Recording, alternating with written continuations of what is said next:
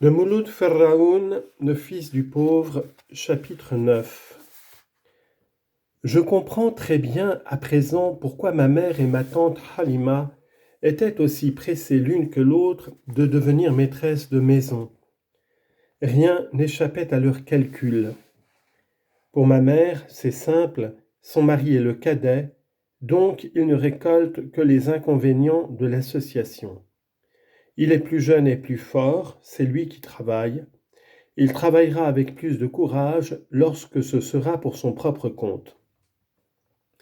Quant à elle-même, elle se prétend plus sobre que Halima. Une chose est certaine, c'est que les enfants plus jeunes que leurs cousines ne mangent pas autant. Il y a tout à gagner qu'en s'isolant. Halima devine dédaigneusement cette pauvre argumentation. Si c'est Ramdan qui travaille, c'est Lounès qui a de bonnes relations, des amis qui peuvent l'aider. Il ne se passe jamais de réunion à laquelle il n'assiste. C'est un homme sage, son mari. Et puis, rien ne dit qu'il ne maniera pas l'outil aussi bien que son frère. Elle sait qu'elle l'aidera de son mieux, qu'elle le remplacera au besoin. C'est pour ses filles et pour personne d'autre. D'ailleurs, les filles elles-mêmes sont grandes. Si elles se marient, la dot n'appartiendra qu'à Lounès. Si elles restent, elles ne chômeront pas. Djouhar, l'aînée, a 20 ans au moment du partage. Fluette, nerveuse, des yeux pétillants de malice, une petite chatte qui griffe et qui mord, elle peut mener toute seule le ménage. Elle est la bête noire de ma mère qu'elle espionne et qu'elle calomnie. Melchir, un peu plus jeune, est grosse et têtue.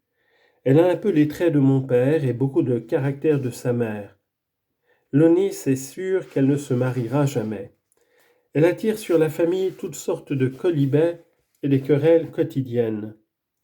Halima s'est mise dans la tête de lui apprendre la poterie et le travail de la laine. Melchir y réussira un jour, malgré les plaisanteries de son père et la jalousie de ma mère. Smina est du même âge que ma sœur Baya, notre aînée. Aussi sont-elles de permanentes rivales. Elles reproduisent avec un synchronisme parfait les disputes de leur mère. Ce sont d'infaillibles baromètres. Moi, je soupçonne ma sœur Baya de venger la lâcheté de ma mère sur la lâcheté de Smina. Smina appartient à cette catégorie de gens qui n'ont que leur langue pour convaincre de leur courage.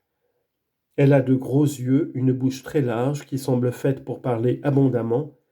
Elle nasit un peu d'une grosse voix de garçon. Baya, qui est taciturne et renfermée, la laisse pester jusqu'au moment où elle l'empoigne résolument.